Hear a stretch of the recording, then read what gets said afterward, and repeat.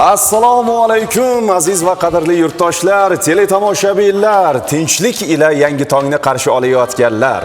Assalomu alaykum, bizni tomosha qilayotgan aziz yurtdoshlar, barchamizga yakshanba tongi muborak bo'lsin. Albatta, bugun 15-fevral sanasi, haftaning esa yakshanba, dam olish kuni, oilaviy kun desak ham xato bo'lmaydi va albatta bugungi kunni ko'pchilik oila davrasida, farzandlar bilan, ota-onalar ardog'ida, xizmatida va do'stu qadrdonlar bilan o'tkazishni reja qiladi desak xato bo'lmaydi. Mashhuraxon, demak biz xayrli kun dasturini muxlislarimiz e'tiboriga havola qilar ekanmiz va ularga erta tongdan yaxshi kayfiyat ulashni niyat qilganmiz, to'g'rimi? Albatta, bugun ham dasturimizda Xiva xalfalari folklor etnografik xalq ansambli. To'g'rimi? To'g'ri. Xush kelibsiz. Xushvaqt bo'ling. Xalfalarda kayfiyat qanday bugun? A'lo. A'lodan ham yuqori bo'lish kerak, to'g'rimi? Demak, bugun ular ijrosida jonli ijrolardan, xalfa qo'shiqlardan bahramand bo'lamiz, mashhuraxon, to'g'rimi? Albatta. Demak, ilk ijroga navbat bersak, xursand bo'lardik ijrolarni eshitib. Marhamat.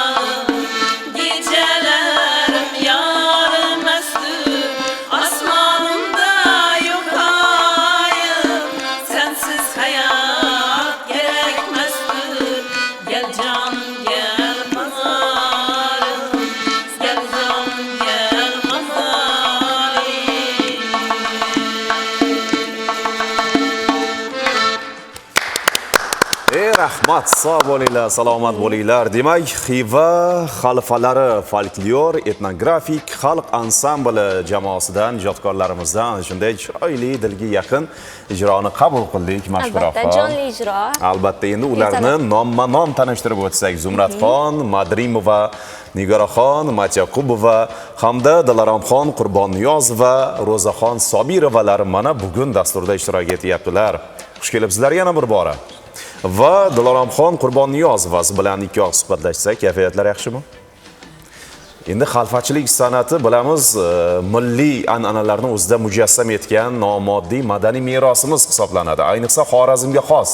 To'g'rimi? Boshqa hududlarda uchratmaymiz deyarli va tarix ham o'ziga yarasha ko'p yillarga borib taqaladi va yildan yilga yana ham sayqallanib, shakllanib, avloddan avlodga o'tib kelyapti. To'g'rimi? Ha. Xo'sh, bu san'at turi haqida siz qanday fikrlarni ayta olasiz? Endi shu san'atni ichida bo'lganingizdan keyin o'zgacha bir fikrlarni, mulohazalarni aytishingiz keraksiz. Endi xalfachilik san'ati to'g'risida gapiradigan bo'lsam, xalfachilik san'ati qadimlardan rivojlanib kelayotirgan baxshichilik san'atlari bilan birgalikda oldinlari xalfachilikda ayollarimiz o'zlari bir o'tirganlarida bir ishlarni qilib, ko'rpa tikib, bir narsalarni xirgoyi qilib boshlashgan. Yig'inlarda, ha. Keyin kosalarni olib bir-birlariga tegizishib, usul berib, ha. Keyin tikib o'tirgan o'ymoqlari bilan tarilkalarda shu narsalar bilan asboblar unchaklim yetishmagan vaqtlarda shunday qilib boshlangan qadimlarda. Keyin doira qo'shilib, keyin garmonlar qo'shilib, hozir akkordeonlar bilan shu rivojlanib kelayotir. Ajoyib. Shakllanib, ha? Juda yaxshi va bugungi kunda sizlar mana shu san'at turida ijod qilayotganliklaringiz sizlarning eng katta baxtingiz desak adashmagan bo'lamiz va dastur mobaynida sizlardan bundanda go'zal xalfachilik yo'nalishidagi uslubidagi ijrolarni, qo'shiqlarni kutib qolamiz. Hurmatli yurtdoshlar, qadrli teletomoshabinlar, siz xayrli kun dasturni tomosha qilyapsiz Mashhuraxon. Biz jonli efirda muxlislar bilan jonli muloqot qilish imkoniyatiga egamiz. Albatta, aynan bizning Telegram manzilimiz bor. Xorazm TV bot manziliga o'z fikr mulohazalaringizni yozib qoldirishingiz mumkin bo'ladi. Albatta, kelgan mehmonlarimizga, xalfalarimizga savollaringiz bo'lsa, qaysidir xalfachilik qo'shig'ini tinglagingiz, eshitgingiz kelayotgan bo'lsa, bemalol yozib qoldiring, imkon qadar ularni o'qib eshittirishga, sizlarning takliflaringizni inobatga olib, ularni bir bajo qilishga harakat qilamiz va endi erta tong nonushta dasturxoni ham bor bizda. Mana issiqqina choylarni ichib dasturimizni davom ettiryapmiz, hurmatli yurtdoshlar va Mashhuraxon, endi oshxonamiz ham bor bizda. Albatta. Aynan bizning oshxonamizda keling. Ajoyib ne'matlar bor. Albatta, va tayyorlangan. Mana shu ne'matlarni chiroyli qilib bir yegulik sifatida tayyorlashni maqsad qilgan yosh mahoratli oshpazlarimizdan biri Farhodjon Sherjonov ham dasturimizda mehmon bo'lyaptilar. Assalomu alaykum. Assalomu alaykum. Xush kelibsiz. Kayfiyatlar yaxshimi? Zo'r, yaxshi. Nega kayfiyat yo'qroq? Jimsiz, indamayapsiz? Yo'q, bor. Hammasi joyidami? Ha. Demak, bugun bizga nima tayyorlab berasiz? Pankek, keyin bilenchik, keyin turk oshxonasidan yeguliklar bo'ladi. Mana mevalardan ham juda yaxshi tuxumlarni ko'ryapmiz. Un, shakar, yog'. Demak, bu molako. Juda yaxshi. Mana shulardan foydalanib bizga nonushtaga yeguliklar tayyorlab berasiz. To'g'rimi? Bemalol ishni, harakatni boshlashingiz mumkin. Sizga omad tilab qolamiz va dastur mobaynida, dastur davomida kelib xabaringizni olib turamiz. Maylimi? Xo'p. Keling, Mashhuraxon, ana endi bugungi sanaga nazar tashlasak, ya'ni aniqrog'i sana tarixiga nazar tashlaymiz. Bugun 15-fevral, aynan bugun ham tarix zarvaraqlarida ajoyib voqealar ro'y bergan. Juda to'g'ri, juda to'g'ri. Bular bilan biz kun tarixi sahifasida tanishib o'tamiz. Marhamat azizlar.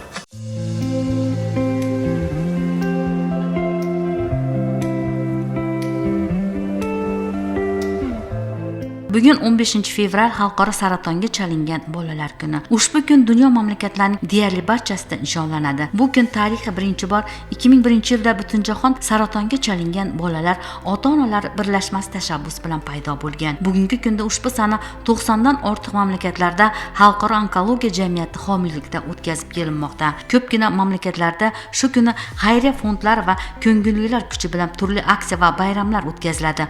Ularning maqsadi muammoning yechimiga insonlarni jalb qilishgina emas, bugungi kun tushkunlik kuni emas, balki bolalar, ularning ota-onalari, shifokorlar va o'zgalar kasalligiga befarq bo'lmagan barcha insonlarning saraton ustidan g'alaba qozonishga undash ekanligini ko'rsatishdir.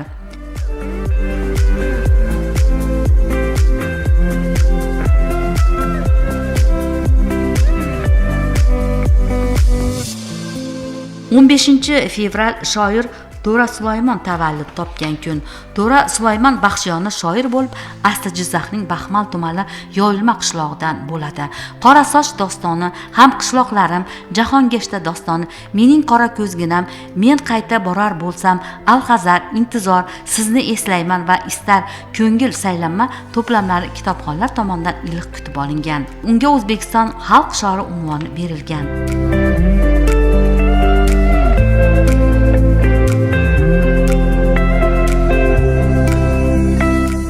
Bugun 15 fevral elektrning magnit ta'siri borligi kashf etilgan kun. Daniyalik fizik professor 43 yoshli Gans Christian Ersted 1820-yil 15 fevral kuni elektr energiyasi bo'yicha oddiy tajribani taqdim etdi. Namoyish paytida simdan o'tgan elektr toki uning ostidagi magnit kompas ignasiga ta'sir qilishini aniqladi. Bu yangi farazlarning rivojlanishiga turtki berdi va parallel ravishda rivojlanayotgan elektr va magnetizm haqidagi ma'lumotlarni birlashtirdi.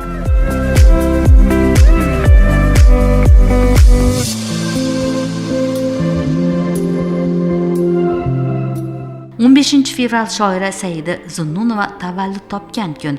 Zunnunovaning yangi she'rlar, Gullar vodiysi, Qizlarjon, she'rlar, Bir yil o'ylari, Nilufar she'riy to'plamlar nashr etilgan. Shoira go'zal lirik she'rlar bilan bir vaqtda Sodiq va Anor, Xayrixon, Surat bilan suhbat, Qo'shnilarim singari dostonlar ham yaratgan. Uning Gulbahor, povest va hikoyalar, Gulxan, Do'stlik, Qanot, Olov, Ko'chalar charog'an, Bo'laringdan o'rgilay singari nasriy kitoblarda xotin-qizlar hayoti haqqoniy badiiy tajassumini topgan. Yangi direktor Olov, odamlar orasida qissalari, ona va ko'zlar pessalari ham bor. Toshkentdagi ko'chalardan biriga Saida Zunnunova nomi berilgan.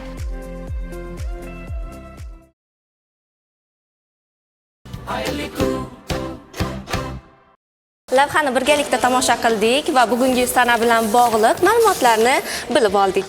Albatta, demak dasturimiz davom etadi. Bizda mehmonlar bor, hurmatli yurtdoshlar, qadrdonlar va navbatdagi mehmonimizni mamnuniyat bilan studiyamiz markaziga taklif qilsak, tibbiyot fanlari nomzodi Yulduzxon Masharipova ko'rsatuvimizning doimiy muxlislaridan va ishtirokchilaridan biri. Marhamat.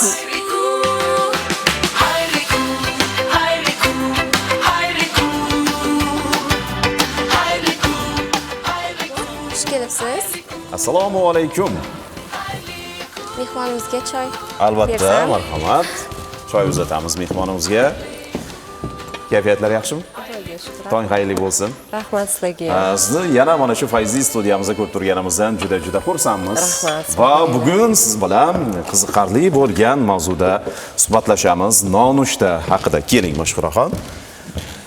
Baribir ertalabki nonushtani inson salomatligida o'rni juda ham katta, to'g'rimi? Asosiy hisoblanadi. Asosiy. Kunni tartibiga bo'lsak, asosiysi hisoblanadi. O'zingiz nonushta qilib keldingizmi? Yo biz bilan birga nonushta qilasizmi? Sizlar bilan birga. Chunki juda yaxshi. Ertalab bilasiz, badan tarbiya, yurish deganidek har kuni o'shandan keyin nonushta qilaman 1 soatdan keyin. O'zi odatda nonushtada nimalarni iste'mol qilish maqsadga muvofiq bo'ladi? Juda o'rinli savol. Mana bilasiz, xalqimiz yoki kasallik sonlarimiz bor. O'shalarni tartib bilan bo'lib berishni harakat qilaman. Endi biz bilasiz, shifokor bo'lganimizdan keyin ko'proq mana kasallar bilan ishlashni anaqa odat qilganmiz. O'shaning uchun mana foydali yog'lardan boshlash kerak ertalab, chunki bilasiz, o't qopimiz bor. O'sha ishlash uchun biza uni ishlatishimiz kerak. Misol uchun bilasiz, mana o't qopi dam olib, ishlamasdan turadi. O'shaning uchun ishlamagandan keyin uni ichidagi kislotalari, yog'lari, fermentlari ovqatda iste'mol qiladigan, hazm qilishda ishtirok etadigan o'shalarni oshqozon yoki oshqozon ichaki holatiga chiqarishimiz kerak. Uning uchun bizlarga foydali yo'llardan foydalanishimiz kerak. Bilasiz, mana har xil salatlar yeyishadi, yashil narsalarni ko'proq yeyiladi deymiz, to'g'ri. Bu narsani faoliyatini yoki ta'sirini oshirishimiz uchun mana o'simlik yog'lardan foydalanishimiz kerak. Endi bizada bilasiz, mana mentalitetimizga ham bog'liq iste'mol qiladigan narsalarimiz ko'proq mana o'simlik yog'laridan olivka deymiz. O'sha yog'ini iste'mol qilishimiz kerak. Agar sharoit tug'ilmasa, mana o'simlik yog'imizni dog'lanmagan turini olib iste'mol qilishimiz kerak. Eng foydalisi shu hisoblanadi. Chunki mana yashil narsalarimizda bo'ladigan vitamin C, lyonoviy kislotalar, keyin har xil kletchatkalarimiz ta'sir faoliyati va o'ziga kerakli bo'lgan moddalarni ishlab chiqarishni yanada oshirib beradi. Ajoyib. O'zi odatda ko'pchilik insonlar ertalabki nonushtani yemaydi. Kimdir ishtaham yo'q desa, kimdir kech uyg'onganini bahona qiladi. O'zi ertalabki nonushtani qaysi vaqtlar davomida iste'mol qilish kerak? Belgilangan vaqti bormi? O'sha savolingizni bitta naql yoki maqol bilan boshlamoqchiman. Mana urf bo'lgan ertalabki nonushtani o'zing ye. Mana tushlikni do'sting bilan va kechqurun dushmaning bilan edi, bejiz aytishmaydi, bilasiz. O'shaning uchun mana nonushtaga chaqirganingizga xursandman. O'shani o'zi iste'mol qilsa yaxshi bo'ladi. Va ko'proq iste'mol qilish kerak degani bu. Vaqt endi oralig'ida bir hisob kitob qilib ko'radigan bo'lsak, soat nechalarda nonushta qilish kerak o'zi? Ko'pchilik mana ishga kelganidan keyin nonushta qilishi mumkin, soat 10lar shu atrofida yoki bo'lmasa kimdir uyda, xonadonida nonushta qilib keyin ishga o'qishga otlanishi mumkin. Qaysi vaqt oralig'ida nonushta qilgan ma'qul, ishtaha ochilgan bo'ladi? Endi mana tanani uyg'onishiga ham bog'liq. Mana ish tartibini ham inobatga olish kerak rejasi. Birovlar kechqurun ishlashadi, birovlar anaqa obed, peshin va shunga qarab ishlashsa kerak. Mana ertalab organizm uyg'onishi o'zi 7 dan 8-9 gacha. Bilasiz, shirin uyqumiz soat 6 gacha bo'ladi. 4 dan 6 gacha bo'lgan uyqu butun tanani dam olishi, hujayralarni qayta ishlab chiqarishi, miyani o'z faoliyatini rivojlanishi, ya'ni aktivizatsiya jarayonlari juda tez bo'ladi, 4 dan 6 gacha. O'shandan keyin iste'mol qilishni tavsiya qilardim. Mana hozir kelayotgan bayram munosabati bilan to'g'ri Ramazon oyimizda boshlanadi. Unda mana organizm, bilasiz, qishga to'g'ri kelyapti. Endi sal organizm o'rgatish uchun qiynalishadi. O'shaning uchun mana kunora, qarz anaqalarimiz bor, to'g'rimi? Ro'zalarimiz. O'shalarni tutib organizm o'rgatib olish kerak. Mana haftada 1-2 ro'za tutib, o'sha organizm o'rgatib olish kerak o'sha vaqtga. Keyin mana 1 oylik ro'za oyimizda bu narsa xalaqit qilmaydi. Organizm hayron bo'lmaydi, nima yeyapsiz, nima qilyapsiz degandek savollarimiz tug'ilmaydi. O'shaning uchun o'rgatib borishimiz kerak asta-sekinlik bilan. Mana shu foydali mana yog'lardan boshladik. Mana avokado bilan kelganman. Avokado. Ochib ko'rsating iltimos. Kesilgan o'rtasidan ochsangiz. Avokado, ha? Avokado.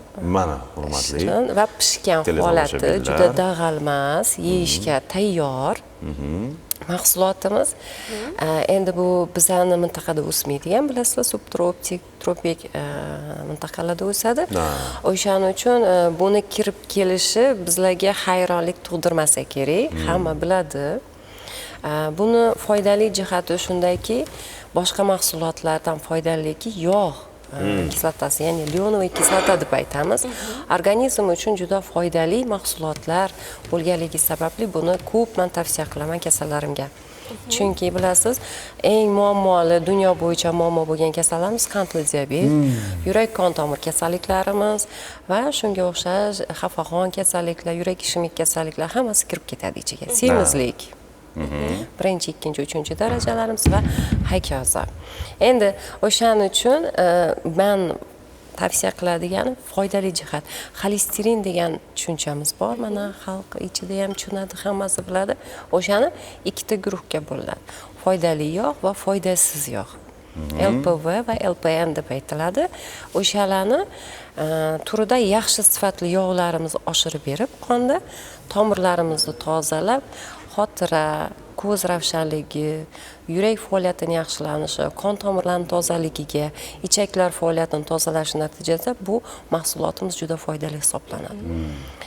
Savol berishingiz mumkin, nimaga faqat yog' uchun iste'mol qilamizmi? Yo'q. Bundan tashqari, agar bu mahsulotimiz 200% deb olsak, ichida 25% askorbinik kislota, ya'ni vitamin C, vitamin K miqdori 50% tashkil qiladi va har xil fermentlarimiz, linolevoy kislotamiz 70% tashkil qiladi. Eng ko'proq mahsulot ichidagi kerakli fermentlarimiz bu yog' hisoblanadi.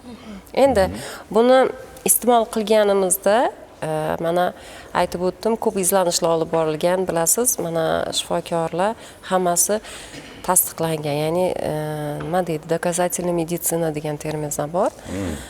Taqiqlangan tibbiyot yoki tasdiqlangan tibbiyot orqali biza bu narsani tavsiya qilamiz har doim. Chunki bu mahsulotimizni hamma yeyishi mumkin emas. Ozgina taqiqlari ham bor. Endi boshda foydasini aytib o'tsam, kasalliklarimizda men semizlik, xotirani pasayishi, yurak qon tomir kasalliklariga o'zini mana individual yondoshamiz. Konstitutsiya bo'ladi organizmi, o'shanga mos ravishda dietalar, parhezlar qilib beraman. Endi bilasiz, tabiiy mahsulot bilan 10 kunda, 15 kunda anaqa natija olib bo'lmaydi. Tabiiy bo'lganligi uchun oylab iste'mol qilsa natijasi yuzaga keladi. Endi bu mahsulotni misol qilib aytsam, 6 oy tavsiya qilaman har doim. Bilasiz, bundan tashqari meni nerv sistema kasalliklaridan Alsgeymer degan kasalligimiz bor. U juda og'ir, xotira pasayishi, umuman esida qolmasligi, hattoki mana og'ir darajasida o'zini otini, nomini esidan chiqarib yuboradi, ismini.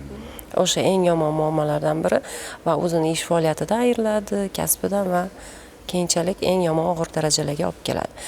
Shuning kasalligim bor edi, mana 60 yashar kasalligimiz, endi otini aytmayman, bilasizlar, sir hisoblanadi.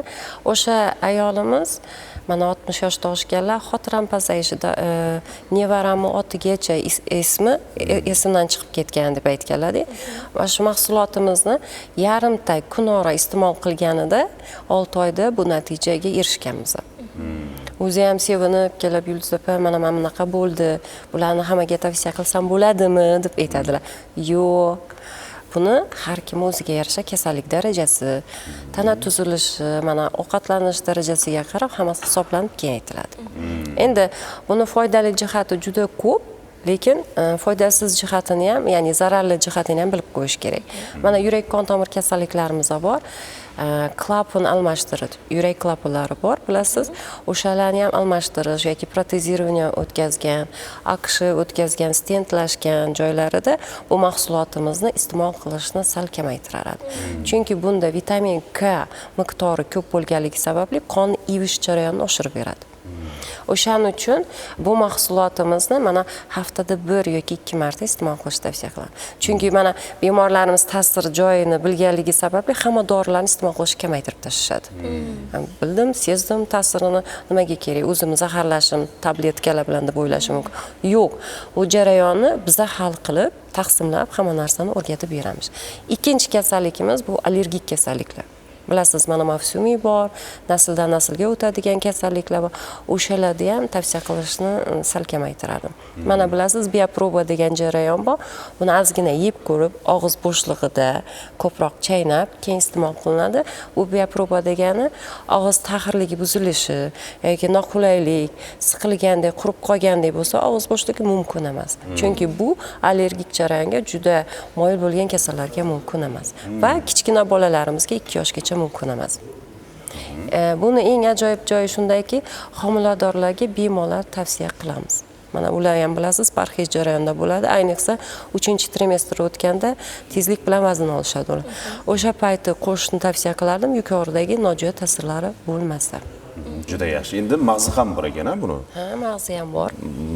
Endi mag'zi shirin bo'ladimi yoki o'zimi Mag'zi juda qattiq, qattiq, dag'al, sal achchiqroq bo'ladi.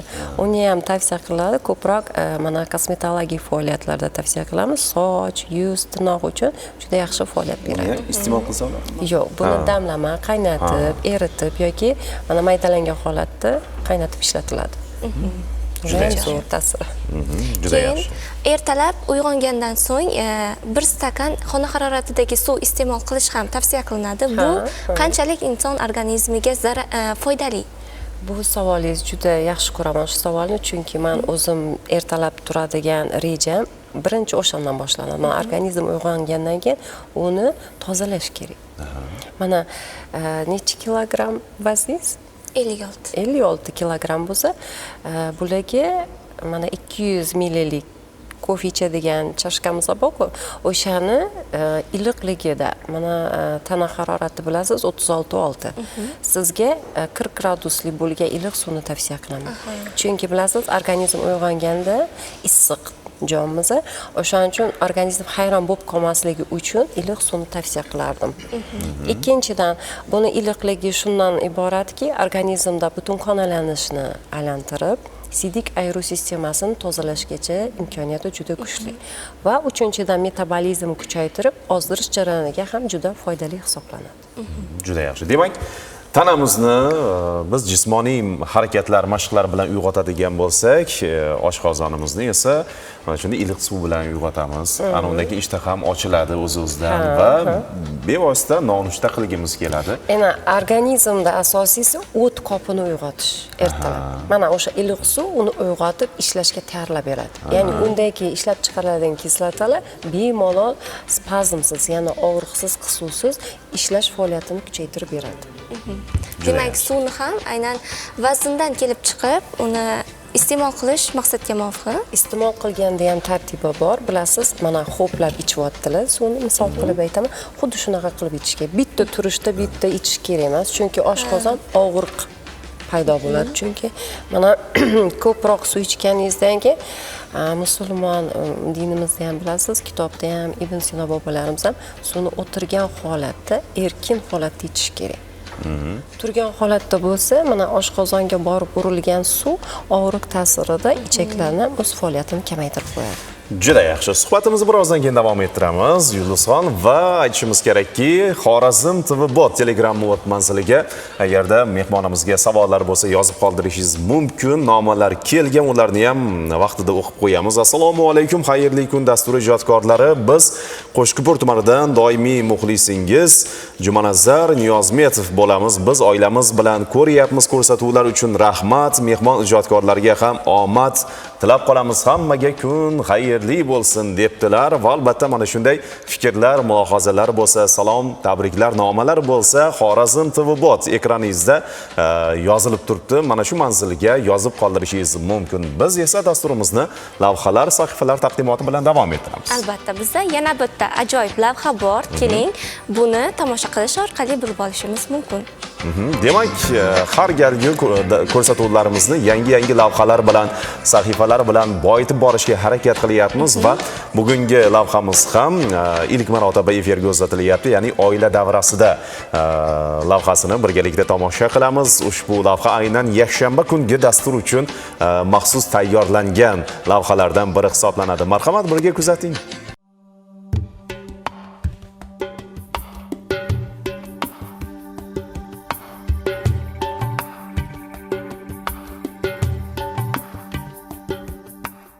Bu yorug' olamda vatan bittadir dunyoda ona degan nom. Mo'tabar onaxonlar oila va jamiyatning tayanchi, mehr oqibat, sabr toqat va ezgulik timsolidir. Ular hayot qiyinchiliklarini mardonavor yengib, farzandlarni vatanparvarlik va odobli qilib tarbiyalaydigan yoshi ulug', duogo'y va hurmatga loyiq ayollardir. Bugungi hikoyamiz ham ana shunday mehridaryo onaxonlarimizdan biri haqidadir. Urganch shahridagi Ma'rifat mahallasida istiqomat qiluvchi Qurvonjon ona Ortiqova 90 yoshdan oshdi. qariyb bir asr umr ko'rgan onaxonning shukrona kuniga farzandlar tomonidan bayram dasturxon yozildi. Bir piyola choy ustida yaqinlari onaxon bilan diydorlashdi. Ijodiy guruhimiz ham Qur'onjon onani tabarruk yoshi bilan qutlab, uning dil so'zlarini yozib olishga muyassar bo'ldi.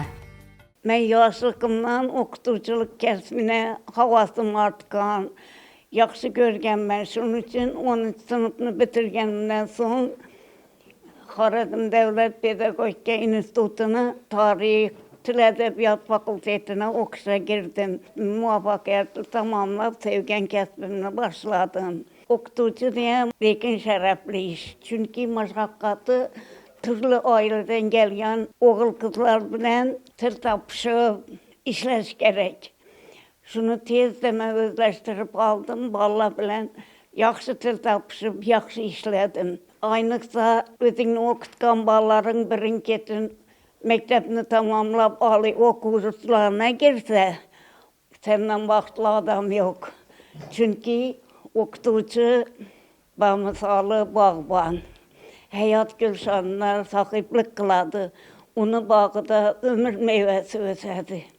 Demek bola o'qishga girdimi, umr mevasi kurtak açıldı deyə ma'noni bildiradi. Yıllar o'tdi, oylar o'tdi, ko'p yillar bo'ldi.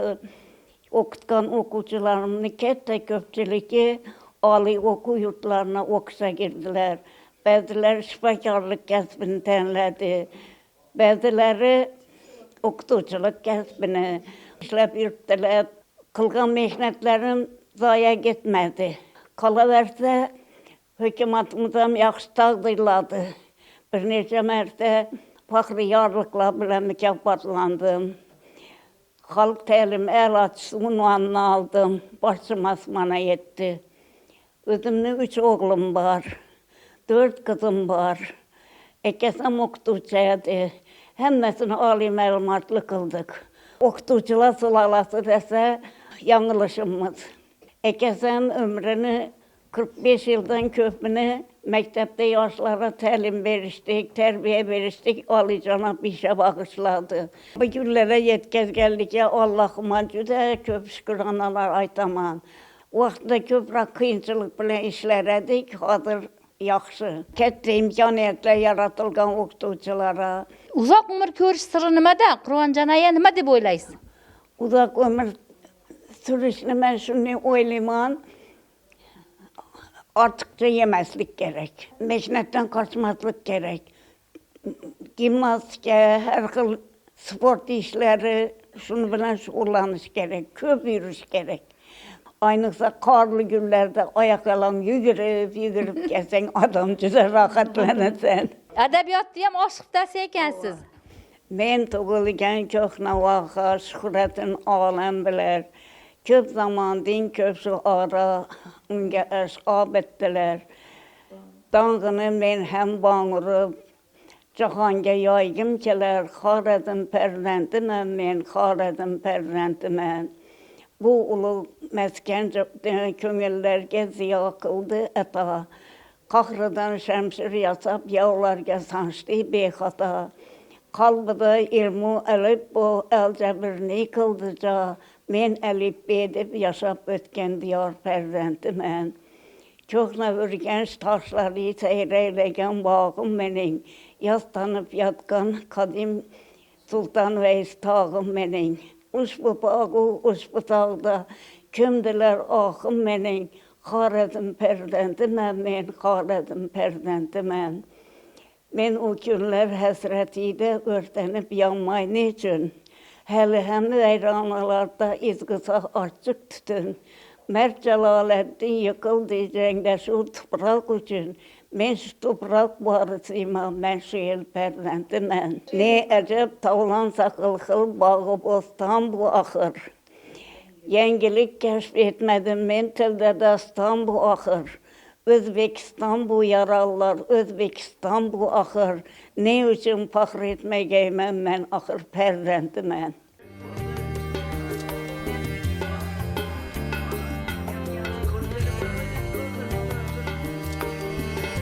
Qurvonjon ona turmush o'rtog'i bilan birga farzandlari tarbiyasiga alohida e'tibor qaratdilar. 7 nafar o'g'il qizni tarbiyalab, kamolga yetkazib, kasb korli uy-joyli qildilar. Farzandlari ham ota-onalar kabi mehnatkash, diyonatli insonlar bo'lib, ayni paytda o'zlari ham ota-onalik baxtiga musharraf bo'lib, keksalik gashtini surishmoqda. Dunyoda inson uchun eng aziz bo'lgan mo'tabar zot bu ona hisoblanadi. Onani ta'riflash uchun haqiqatdan ham no desak ham oz. Shu ayollarda qanday eng yaxshi sifatlar bo'ladigan bo'lsa, shu sifatlarning hammasi mening onamda ham mujassam. Farzand tarbiyasida bo'lsinmi yoki bo'lmasa mehnat qilgan joyinda bo'lsinmi, hamisha o'zini odobi bilan, kamtarligi bilan, o'zini shirin suxarligi bilan, maslahatgo'yligi bilan hamma joyda qadr-qimmat, hurmat topgan insonlardan hisoblanadi onam. Ular hamma vaqt hayotda qiyinchiliklarga duch kelgan insonlar bo'ladimi yoki bir maslahatga muhtoj bo'lgan insonlar bo'ladimi, hamma vaqt to'g'ri maslahatlarni berib, to'g'ri yo'lni ko'rsatib keladilar. Shu jumladan bizlari ham. Onam o'qitgan o'quvchilari shunday yaxshi eslaydilar. Ular aytadiki, bizlar dedi, darslikni umuman ochib ko'rmaganmiz. Shu ustozimiz Artikova deb murojaat etganlar. Qayerga borsam, shu Artikovani qiziman desam bo'ldi axir. Darrov hurmatimni joyiga qo'yib, bilinib turadi-da, qilgan mehnatlari. Farzand tarbiyasida bo'lsa ham, ina hozir ham qaysi maslahat kerak bo'lsa, onamizga murojaat etamiz. Onamiz bizlarga to'g'ri gaplarni aytadilar, to'g'ri maslahatlarni beradilar. Yana bir jihati bor, har kun hamma farzandlarni bir marta bo'lsa ham qo'ng'iroq qilib hol-ahvollarimizni so'raydilar. Bizlarning boyligimiz onamiz. Farzandlar, nabiralar, evara va chevaralar ardog'ida e'zozdagi bu onaxon hamon tetik va bardam. Baxt halol mehnatda deb ta'kidlaydigan onaxon nabiralariga ham mehnatsevarlik, ilmga intilish haqida so'zlashdan hech qachon charchamaydi. Biz ham onaxonga sihat salomatlik tilab qolamiz. Mana shunday onaxonlarimiz esa hayotimiz mazmunidir.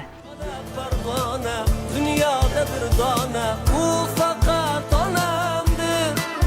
Duası oshkora pinhona, tunlari uyg'ona, u faqat onamdir.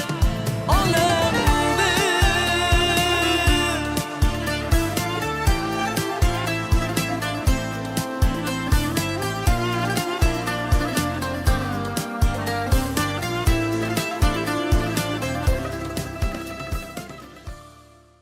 Hayırlı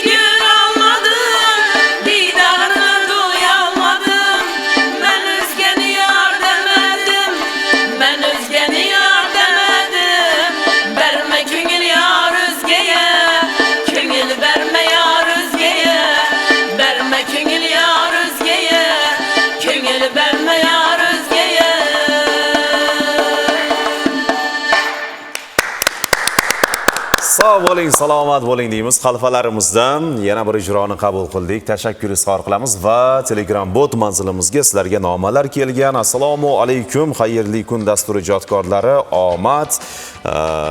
Xalfalarni ijrolari bizga yaxshi kayfiyat bag'ishlayapti. Ularga ham omad tilab qolamiz. Rahmat deb Javlonbek Mavlonov mana shunday nomani qoldiribdilar sizlarga. Qaranglar, sizlarning ishtirokingiz muxlislarimizga ham manzur kelyapti.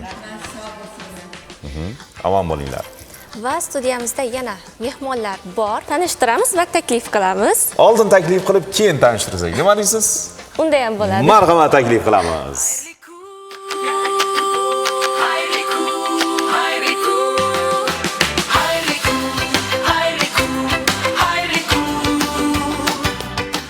Assalomu alaykum. Xush kelibsizlar. Assalomu alaykum. Sizlarni dasturimizda ko'rib turganimizdan juda xursandmiz va endi mehmonlarimizni tanishtirib o'tsak, Mashuraxon, siz esa mehmonlarimizga choy uzatasiz, ha? Demak, mehmonlarimiz Urganch shahridagi birinchi sonli texnikum o'qituvchilari, ya'ni ishlab chiqarish ta'lim ustasi Salomatxon Halilova, shu bilan birga bu tarafdagi mehmonlarimiz maxsus fan o'qituvchisi Klaraxon Yusupova va texnikum xalqaro bo'lim boshlig'i Azizaxon O'razboyevalar dasturimizda, studiyamizda mehmon bo'lmoqdalar. Kun xayrli bo'lsin. Rahmat. Sizlarni mana shu dasturimizda ko'rib turganimizdan juda xursandmiz. Marhamat. Mashuraxon, demak, Azizaxon, siz bilan suhbatimizni boshlaymiz. Mikrofonni olasiz. Texnikum xalqaro bo'lim boshlig'i sifatida faoliyat yurityapsiz. Sizni vazifangiz asosan nimalardan iborat? Xalqaro hamkorlikmi, xalqaro bir tashkilotlar bilan hamkorlik aloqalarini o'rnatishmi? Shular haqida bir ma'lumot berib o'tsangiz, marhamat. Assalomu alaykum barchaga. Bugungi dolzarb vazifalaridan biri kasbiy ta'lim tizimini xalqaro standartlar asosida rivojlantirish hisoblanadi va O'zbekiston Respublikasining prezidentining 158-farmoniga binoan respublika bo'ylab har bitta viloyatda 14 ta texnikumi xalqaro ta'lim dasturlari joriy qilinadigan texnikumlar qatoriga kiritildi va Xorazm viloyatida bizning Urganch shahar birinchi son texnikumi xalqaro ta'lim dasturlari joriy qilinadigan texnikumlarga aylantirildi. Va biz mana shu o'quv yilidan boshlab Angliyaning nufuzli Pearson kompaniyasi bilan hamkorlikda ta'lim jarayonlarini tashkil qilganmiz. Va o'qituvchilarimizni hozirda malaka oshirish jarayonlari ketyapti, malakalari oshirilyapti va shu hamkorlik asosida 4 ta yo'nalishimizda o'quvchilar tahsil olishyapti. Aynan bu dasturni biznikidan nimasi bilan farq qiladi Pearson dasturi? Bu dasturlarning joriy qilinishi asosiy vazifalaridan biri bu nafaqat ichki mehnat bozoriga, balki tashqi xalqaro mehnat bozorlariga mutaxassislarni raqobatbardosh qilib va sifatli ta'minlab berish maqsadi. Bu degani nafaqat ichki bozorimizda O'zbekiston miqyosida bizning o'quvchilarimiz borib ham 70 ta bu birinchidan Pearson kompaniyasining BTEC sertifikati 70 ta davlatda tan olingan bo'lib, bu 70 ta davlatlarda o'quvchilarni ham ishlashiga, ham o'qishiga imkoniyat yaratib beradi. Juda yaxshi. Va mana shunday imkoniyatlar texnikumda yaratilmoqda va ko'plab yoshlarimiz, eldoshlarimiz kasb hunar o'rganishyapti texnikumda, to'g'rimi? Va navbatdagi suhbatdoshimiz Klaraxon Yusuf va siz bilan suhbatni davom ettiramiz. Assalomu alaykum. Assalomu alaykum, xush kelibsiz. Rahmat kattakon. Men Yusupova Klara. O'zimni yo'nalishim, ya'ni turizm fani bo'yicha bakalavr ham magistraturani tugallaganman Samarqand shahrida. Hozirda Urganch shahar birinchi son texnikumda maxsus fan o'qituvchisi sifatida faoliyatimni olib boryapman va yaqinda shu fevral oyidan boshlab aynan xalqaro bo'lim Angliyaning Pearson dasturi bo'yicha sifat va nazorat bo'yicha bosh mutaxassis lavozimiga tayinlanganman va bu jarayonda o'qituvchilar va o'quvchilar bilan birgalikda chambarchas bog'liqmiz. Ya'ni ular bilan ishlash jarayonida biz shaxsan o'zim shuni angladimki, hozir o'zimizni odatiy ta'lim jarayonidan asosiy farqi bizda hozir aynan darslar ketmoqda, uni o'zim kuzatyapman birgalikda va bu jarayonda darslar yanada jonli xalqaro dastur bo'yicha ham amaliyot ham nazariya bilan bog'liqlikda chambarchas qilib ta'limimiz tashkil qilingan. Va bu hozirda yana bitta yangilikimiz bor.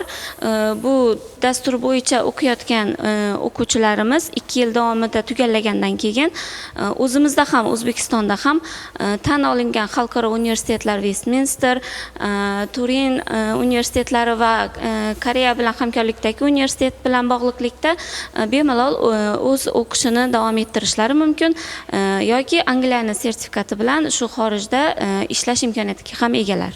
Ajoyib. Salomat opa, endi siz bilan suhbatlashsak. Avvalambor assalomu alaykum. Assalomu alaykum. Xayrli kun ko'rsatuvining xayrli insonlariga yana bir bor salom beramiz.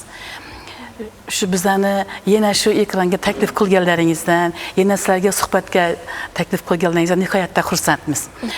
Men ham shu texnikumni ishlab chiqarish ta'lim ustasi oshpazlik yo'nalishida ish olib boraman. Bizni oshpazlik yo'nalishimiz kasblar ichida ham mashaqqatli, ham sharafli kasb. Endi hamma kasblar ham mashaqqatli, lekin bizani oshpazlar hech bir ishingiz tushmagan kuningiz yo'q-da. Qayerda bir qurilish qurilmasin, hammasi oshxona quriladi baribir. Shunday kabi biz ham hozir yoshlarimizga, o'quvchilarimizga oldinlari milliy taomlarni o'rgatgan bo'lsak, hozir chet ellar taomlariga qiziqtirib, bularni jalb etib o'rgatib turibmiz hozirgi kunimizda. Mana Farhod o'quvchimiz hozir chet elni mehnat bozoriga chiqqan paytdan, chet elga chiqqan paytidan bu o'quvchimiz hozir oshxonadagi hamma shu chet el fuqarolar qanday ovqatlarni yesa tayyorlab beradi bu.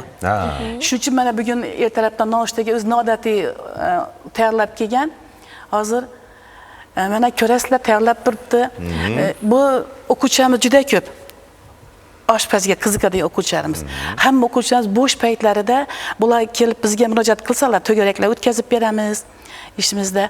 Bizlarning hozir amaliyotxonamiz hamma jihozlar yangilangan. Yangidan hamma narsamiz. Endi qarang, tandir ham keldi bizga, shu yana shu o'rgansin o'quvchilarimizda. Mana biz hozir yangi jihozda ishlayapmiz. Yangi jihozlarimiz chet el o'qitlarga hammasiga talabga javob beradi.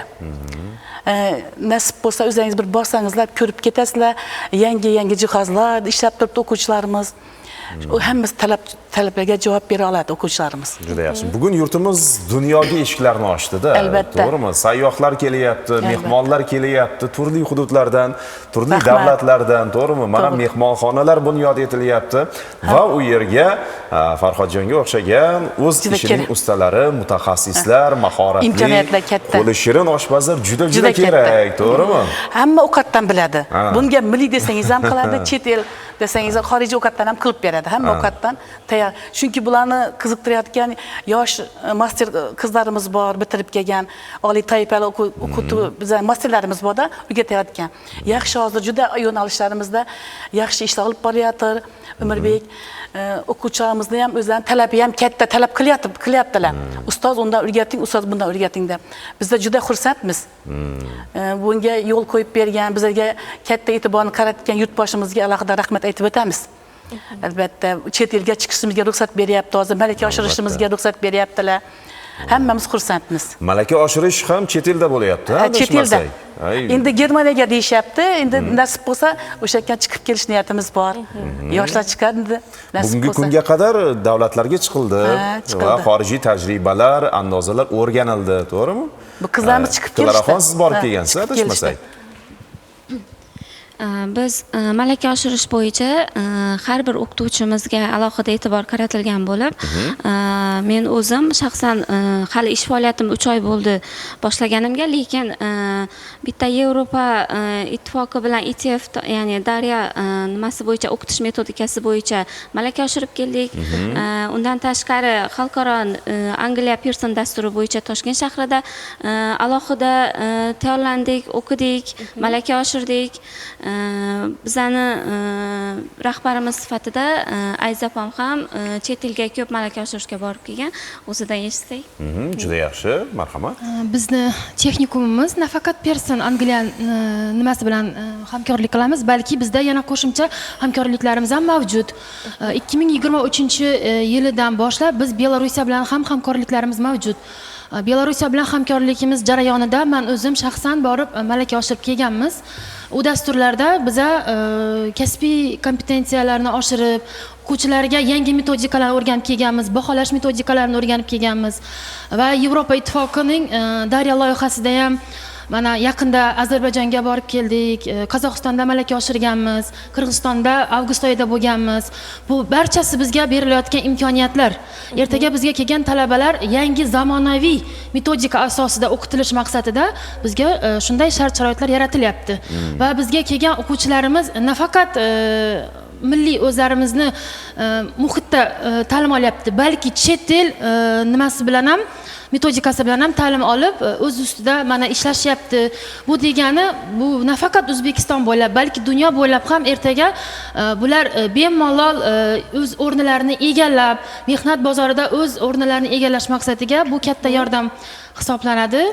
Kelgusidagi bizlarning rejalarimiz shu yo'nalishlar kesimida o'quvchilarni oliy ta'limda ham davom ettirish, shu bilan birgalikda 70 ta davlatlarda o'z ish o'rinlarini egallashga yordam berish. O'zi texnikumda aynan qaysi yo'nalishlar bugun qaysi yo'nalishlarda dars berilmoqda, mutaxassislar tayyorlanmoqda? 2025-yil 2026 o'quv yilida biz Angliyaning Pearson kompaniyasi bilan hamkorlikda 4 ta yo'nalish bo'yicha talabalarni qabul qilganmiz. Bu 9 baza hisobidan oshpaz yo'nalishi, mehmonxona menejmenti yo'nalishi, elektromontor yo'nalishi va 11-sinf bazasida turizm yo'nalishi bo'yicha 120 ta talabamiz tahsil olyapti. Ajoyib. Juda yaxshi imkoniyatlar, keng sharoitlar muhayyo qilingan, yaratilgan. Faqatgina mana shu imkoniyatlardan, sharoitlardan unumli va albatta samarali foydalanish kerak. Shunigina kasb o'rganishga ishtiyoqi baland bo'lgan yoshlarimiz, eldoshlarimiz bu hayotda, jamiyatda o'zini o'rnini topa oladi. Ish bilan o'zini o'zi band qila oladi, to'g'rimi? Kasbli inson xor bo'lmasligi albatta. Kasb yaxshi, kasb o'rgangan yaxshi. Masalan, mana oshpazlik o'sha to'garagida yo'nalishida tahsil olayotgan shu o'quvchilar boshqa kasbda ham, boshqa bir sohada ham tahsil olishi, ta'lim olishi mumkin bir vaqtni o'zida qiziqishiga qarab. Shunday imkoniyat bormi? Albatta bor. Albatta bor. Masalan, oshpazlik yo'nalishiga kelib turib, to'garakka kelib 2 soat shug'ullansa, o'quvchilarimiz yana o'zi ingliz tilini o'rganishga ham imkoniyatlarimiz bor. Qo'yingki, Umurbek, hamma narsaga imkoniyat bor. Shunday yaxshi taxlanib berildi bu safar bizani texnikumimiz. Nima ish, qanday ilm olaman desangiz hammasiga tayyor. Aziza, qaysi yo'nalishlarni bilib turibsiz? Oshpazlik, tikuvchilik yo'nalishlari bo'lib turibdi. Ular kunduzgi bor. Endi bizada 11-sinfda bitirganlar uchun ham yaqinda ochilyapti-da, shunday. Yana oshpazlik, boshqa tikuvchiliklar ham ochilyapti. Turizm sohasi bo'yicha ochilyapti 11-sinfda bitirganlar. Dual ta'lim bo'lyapti. Ham ishlab, ishlagan joyda ham o'qib o'rganish. Ajoyib. Imkoniyatlar yana ham kengayapti. Imkoniyatlar faqat ilmni olsangiz bo'ldi. Imkoniyatlar juda katta. O'qish kerak. Aha, Klaraxon, sizda ham fikrlar bor?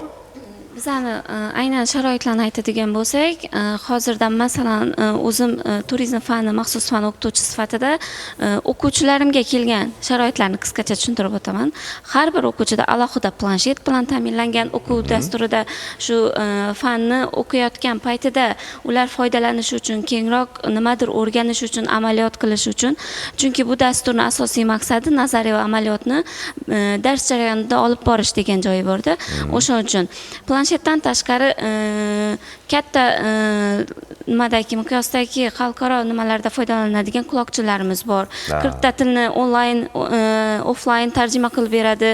Undan tashqari shu turizm sohasida qo'llaniladigan interaktiv doskalar, alohida televizorlar, xonamizda yo'q narsani o'zi yo'q desam ham bo'ladi. Chunki bu sharoitlar juda ko'pda, sharoit zo'rda.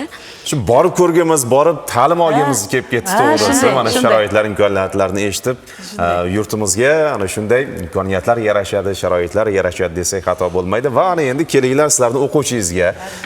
Mana kelajagi porloq yosh mahoratli oshpazimiz Farhodjonga yuzlansak, xo'sh, nimalar tayyor bo'ldi? Qaysi jarayonlardasiz? Hozir bo'ldim, bilenchik tayyor bo'ldi. Bu pankek, bu turkniki. Turk oshxonasidan-a bu? Mana. Sosiska va kartoshka bilan. Sosiska va kartoshka. Birgalikda, demak, Meva. Meva kasbi. Mevalardan. Yana mevalardan tayyorlanish jarayonida, to'g'rimi? Ajoyib. Dasturdan so'ng albatta tatib ko'ramiz mahsulotlardan. Dasturdan so'ng o'tirib bir piyola choy bilan o'tirib. Albatta. Hozir ham tatib ko'rish imkoniyati bor bizda. Bemalol. Bitta sahifani efirga uzatamiz va mana shu sahifa mobaynida bemalol nonushta qilib olishimiz, tayyor bo'lgan yeguliklardan tanovul qilishimiz mumkin bo'ladi. Bizda Texnozamon sahifasi efirga uzatilishga tayyor. Kelinglar, texnika, texnologiya olamidagi yangiliklar bilan birgalikda boxabar bo'lsak, Marhamat.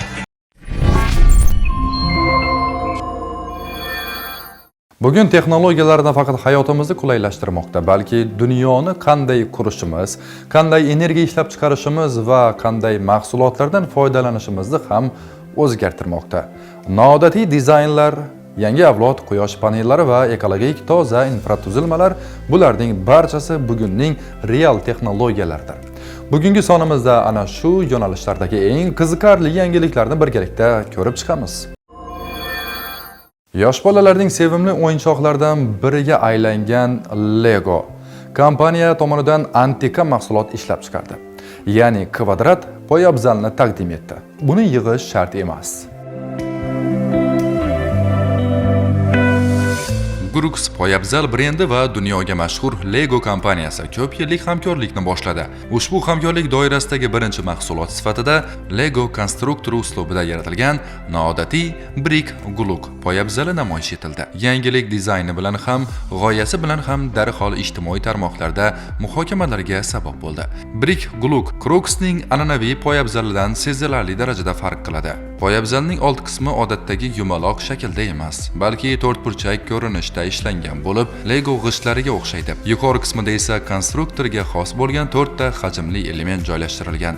Dizaynning yana bir qiziqarli jihati poyabzal bilan birga taqdim etiladigan mini figura bo'lib, u ham o'zining kichik poyabzallariga ega.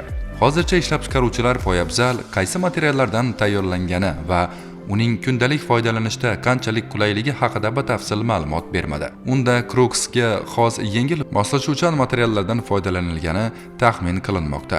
Ammo rasmiy tafsilotlar keyinroq e'lon qilinadi. AQShda Brick Gluk poyabzalining bir jufti $200 narxda sotuvga chiqadi. Sotuvlar 16 fevraldan boshlanishi rejalashtirilgan. Bundan tashqari bahor oylarida Crux va Lego hamkorligi doirasida boshqa qo'shma mahsulotlar ham taqdim etiladi.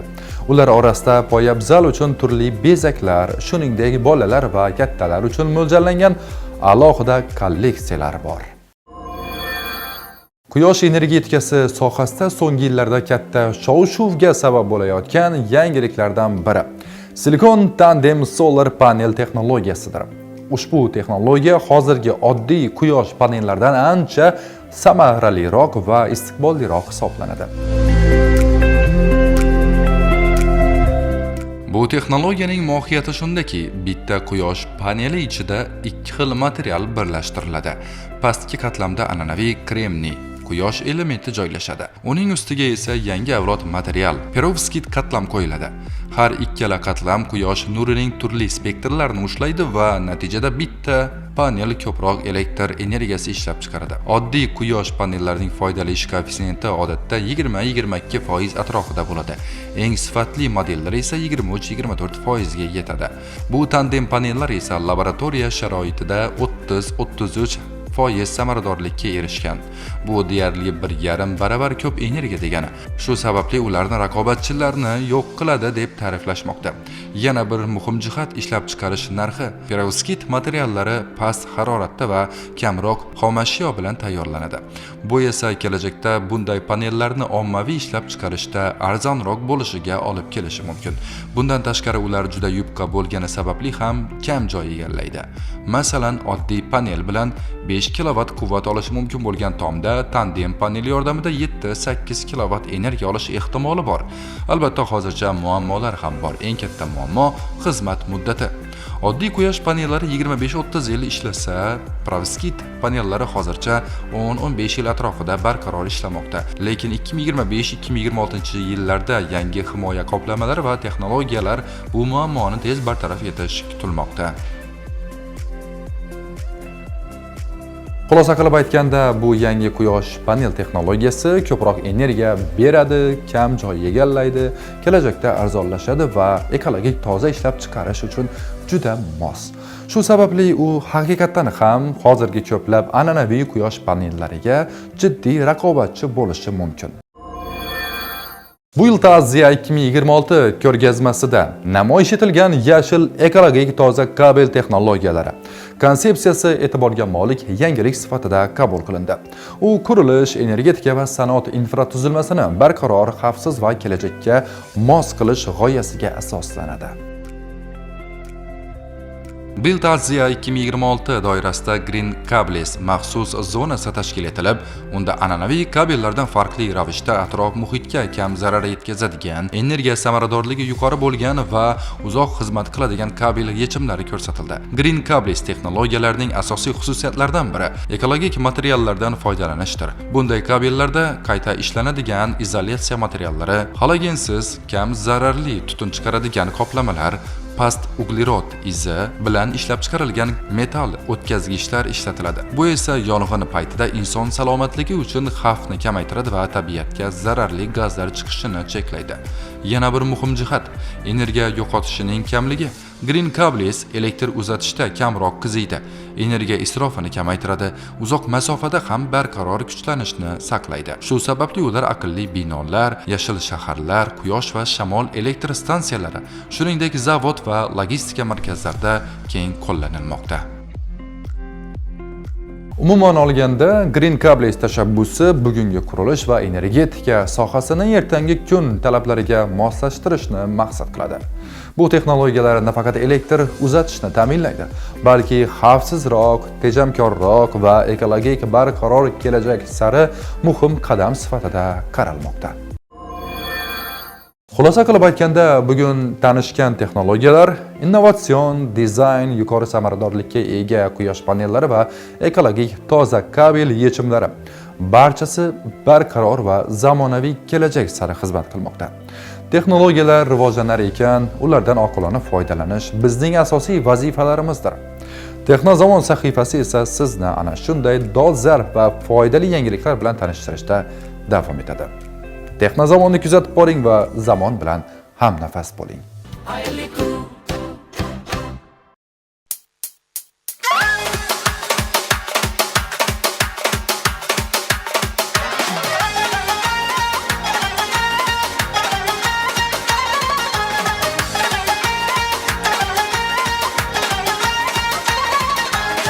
Poyinda qolar Himalay cho'qqisi, boshimda tursa Marg'ilon do'ppisi.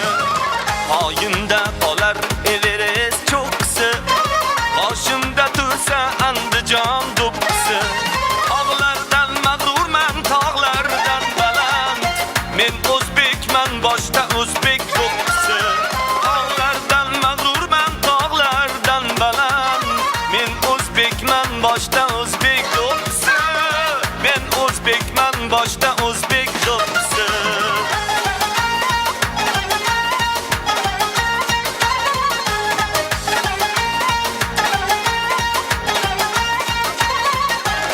Surxon do'ppi, Anjom do'ppi, Shosh do'ppi, boshga kiysam turar mag'rur bosh do'ppi. Surxon do'ppi, Anjom do'ppi, Shosh do'ppi, boshga kiysam turar mag'rur bosh do'ppi.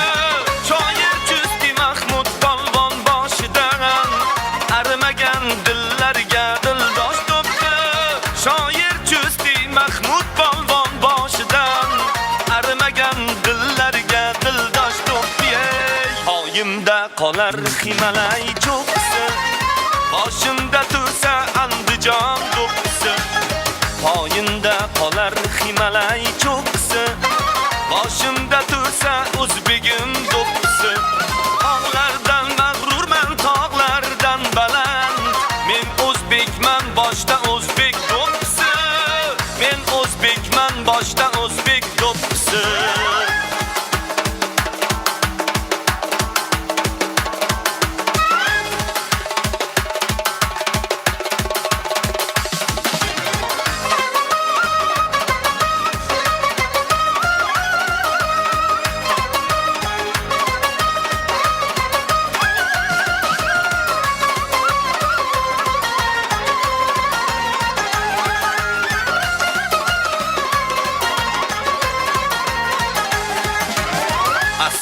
millat tojidirsan sen azal, o'zligingdan so'ylagaysan har mahal.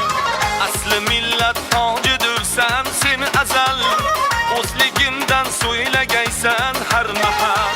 Afriqayu, Ameriqayu har yerda o'zbegimning faxridirsan eng avval. Afriqayu, Ameriqayu har yerda o'zbegimning faxridirsan eng avval. Moyimda qolar qimalay cho'qsi, boshimda tursa o'zbegim do'qsi. Moyimda qolar qimalay cho'qsi, boshimda tursa o'zbegim do'qsi. Tog'lardan mag'rurman, tog'lardan baland, men o'zbekman, boshda o'zbek do'qsi. Tog'lardan mag'rurman, tog'lardan baland, men o'zbekman, boshda o'zbek do'qsi. Men o'zbekman, boshda o'zbek do'qsi. Men o'zbekman, boshda o'zbek do'qsi.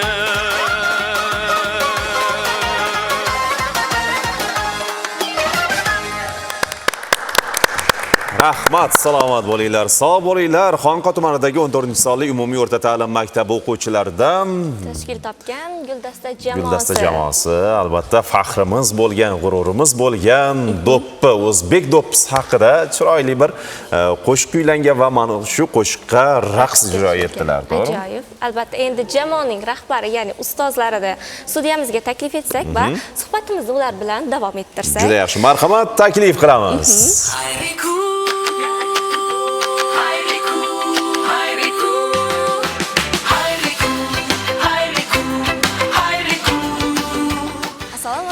Xush kelibsiz. Assalomu alaykum. Tanishtirib o'tamiz mehmonimizni. Xonqa tuman 14-son umumiy o'rta ta'lim maktabi oliy toifali musiqa madaniyati fani o'qituvchisi bo'ladilar. Xush kelibsiz yana bir bor. Rahmat. Mana o'quvchilarning raqslarini tomosha qildik. Demak, maktabda tahsil olayotgan o'quvchilarning o'g'il-qizlarni san'atga, madaniyatga bo'lgan qiziqishi juda ham yuqori, to'g'rimi? Va siz ularga ta'lim beryapsiz. O'sha musiqani, san'atni, madaniyatni, nozik sir asrorlarni ularga o'rgatyapsiz. Ta'lim jarayonlari qanday kechyapti? Hozirgi kunda madaniyat va san'at sohasiga alohida katta e'tibor qaratilmoqda. Shu jumladan yurtboshimiz madaniyat va san'atni rivojlantirish uchun albatta uni yuksaltirish kerak. Buning uchun albatta ma'naviyat asosiy o'rinni egallaydi. Musiqa esa uni taraqqiy etishini rivojlantirib beradi deb aytgan fikrlari bor. Shu jumladan allomalarimizning Al-Farobiyning Musiqa ilmi asari kitobida musiqa bu insonning ruhiyatini ko'taradi hamda sog'ligini yaxshilaydi hamda uni kuchli muvozanatga keltiradi degan jumlalar ham mavjud. Mamlakatimizda yoshlarning iqtidorini va iste'dodini yuzaga chiqarish uchun juda ham ko'p imkoniyatlar hamda konkurs, ko'rik-tanlovlar tashkil qilingan. Shu jumladan yaqinda 12-13 fevral kunlari yosh raqs ijrochilari viloyat ko'rik-tanlovida mana shu 13-18 yoshlar toifasida milliy raqs bo'yicha Guldasta qizlar jamoasi faxrli 1-o'rinni hamda zamonaviy raqs bo'yicha faxrli 2-o'rinni egallashdi. Undan tashqari, rahmat. Undan tashqari respublika tanlovlarida faol ishtirok qilib kelmoqdamiz.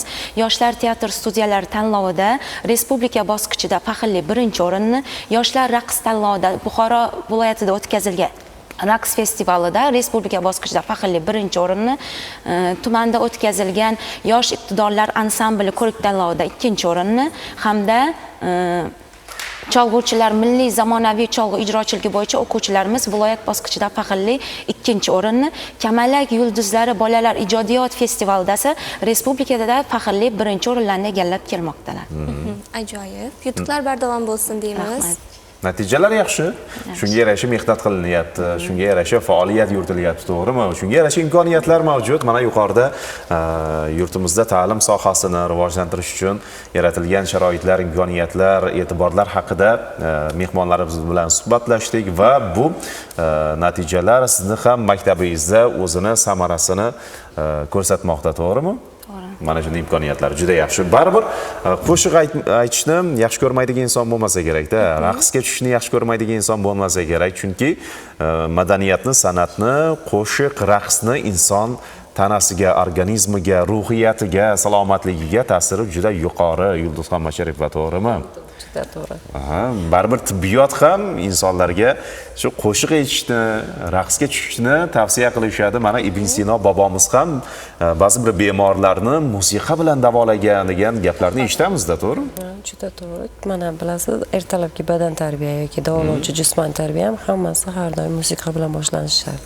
Chunki u ma'naviy hordiq, ruhiy tetiklik va kayfiyatni oshirish uchun bu narsa juda foydali hisoblanadi.